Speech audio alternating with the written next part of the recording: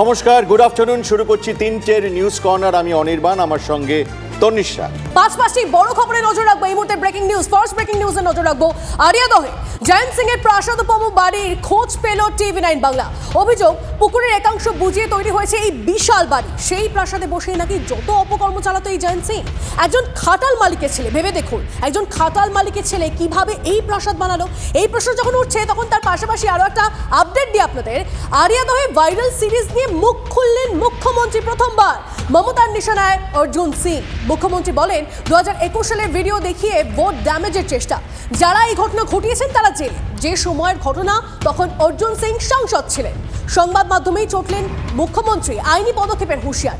আরো একটা আপডেট দিয়ে আপনাদের থার্ড ব্রেকিং নিউজ। জয়ন্ত গ্যাংয়ের সন্ত্রাস। ফুঁসছেন তৃণমূলেরই প্রাক্তন কাউন্সিলর। আতঙ্কে কামারহাটির প্রাক্তন কাউন্সিলর সুবীর বোস। অভিযোগ, কাউন্সিলরের বাড়িতে হামলা চালিয়েছিল জয়ন্ত গ্যাং। মুখ্যমন্ত্রী দায়িত্ব দিয়েছিলেন ফিরহাদকে, তাও সুরাহা হয়নি। দলের বিরুদ্ধেই TV9 বাংলায় বিস্ফোরক এই তৃণমূল নেতা। আরো একটা ব্রেকিং নিউজ দিয়ে আপনাদের ফোর্থ ব্রেকিং নিউজ। এই মুহূর্তে মুখ্যমন্ত্রীর ধমকের পর 2 দিন কেটে গেছে, তারপর বাজার দরে বদল এলো কি না এলো না? দাম বাড়লো ঝিঙে, পটল, বেগুনের। কোন সবজির দাম আবার একেবারে ফিক্সড, ওঠা না মানে। আজও বাজার পরিদর্শন টাস্ক ফোর্সের। ক্রেতা বিক্রেতাদের সঙ্গে কথা। তবে যে বিষয়টা নজর কাটছে এই মুহূর্তে, যে বিষয়টা নিয়ে আলোচনা অনিবার্য, খাটাল মালিকের ছেলের বাড়িটা দেখেছো? রীতিমতো লোভনীয়, একদম একদম। আর সেটা কিন্তু একটা মডার্ন স্ট্রাকচারের বাড়ি এবং অত্যন্ত খরচা করে বানানো হয়েছে তনিষ্ঠা। এবং এই আরিয়াদহে জয়ন্ত সিং এর এই প্রাসাদোপম বাড়ির খোঁজটা কিন্তু আমরা পেয়েছি TV9 বাংলা প্রথমে। অভিযোগ ছিল যে, বা এখনো আছে, যে পুকুরের একাংশ বুঝিয়ে তৈরি হয়েছে বিশাল বাড়ি। অবশ্যই প্ল্যান স্যাংশন ছিল না। এই প্রাসাদে বসেই নাকি যত অপকর্ম চালাতো এই জয়ন্ত সিং। আচ্ছা, একজন খাটাল মালিকের ছেলে কিভাবে এই প্রাসাদ বানালো তনিষ্ঠা? একদম সেই প্রশ্ন তো উঠছে। আমার মনে হয় আমাদের প্রতিনিধি আমাদের সঙ্গে রয়েছেন, তার সঙ্গে কথা বলা উচিত। অনন্ত আমাদের প্রতিনিধি আমাদের সঙ্গে রয়েছে, অনন্তর সঙ্গে কথা বলবো সরাসরি।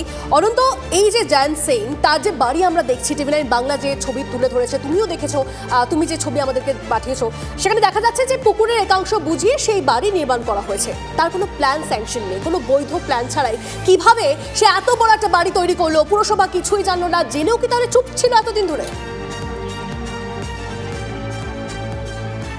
দেখো, আমি একটা কথা বলি পিউ, তুমি যে কথাটা বললে না যে শুধু প্ল্যান না, এই বাড়িটায় মিউটেশন, জলের লাইন, ইলেকট্রিকের লাইন।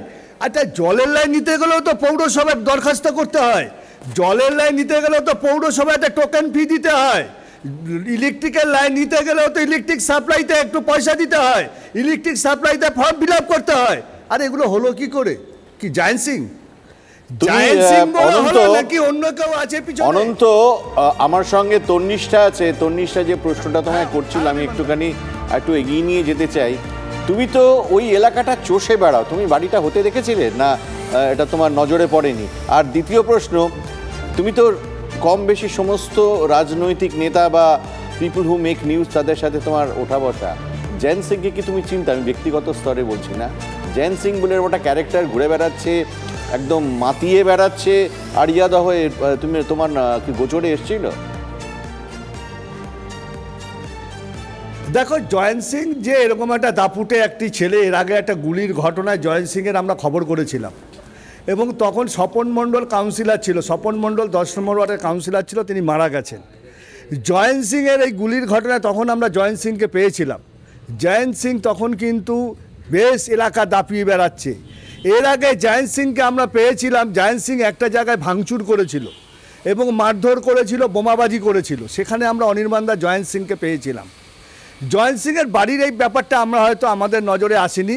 কেন এরকম একটা বাড়ি হচ্ছে, এটা জয়ন্ত সিংয়ের কি কার, এটা আমাদের নজরে এখনও আসেনি। তবে এই ঘটনা আমরা তদন্ত করতে গিয়ে আমরা জয়ন্ত সিংয়ের বাড়ির নজরে এলো। দেখো, সবচেয়ে বড় কথা বলি, আমরাই কিন্তু পৌরসভার নজরে এনে দিলাম, আমরাই কিন্তু পৌর প্রধানকে বললাম। পৌর প্রধান নিজে বললো, স্বীকার করলো এই বিল্ডিং এর প্ল্যান নেই। ঠিক তাই, তুমি যে কথা বলছো অনন্ত, তুমি যে কথা বলছো, মানে পৌর প্রধান তিনি নিজে স্বীকার করছেন, কিন্তু এতদিন পর মুখ খুললেন। মানে এতদিন কোনো কিছু বললেন না, এত বড় একটা বাড়ি উইদাউট এনি প্ল্যানিং হয়ে গেল, প্ল্যান স্যাংশন ছাড়া, কোনো বৈধ প্ল্যান ছাড়াই বিলাসবহুল বাড়ি জয়ন্ত। স্বীকার করলেন খোদ কামারহাটি পৌরসভার চেয়ারম্যান গোপাল সাহা, যে কথা অনন্ত বলছিল। জয়ন্ত কোনো প্ল্যানই জমা দেয় টিভি9 বাংলাকে জানালেন গোপাল। তাহলে এতদিন কি করছিল পৌরসভা? আচ্ছা, গোপাল সাহা তিনি কি বলেছেন শুনুন।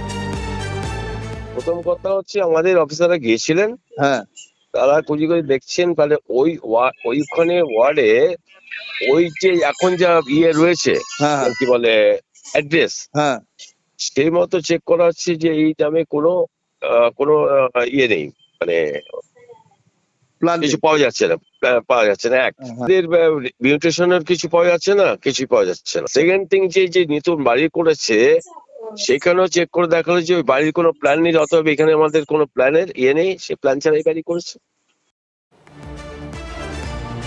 আরিয়াদহে এই জয়ন্ত গ্যাংয়ের কিভাবে সন্ত্রাস চলেছে এতদিন ধরে সমস্ত খবর টিভি9 বাংলা আপনাদেরকে দেখিয়েছে।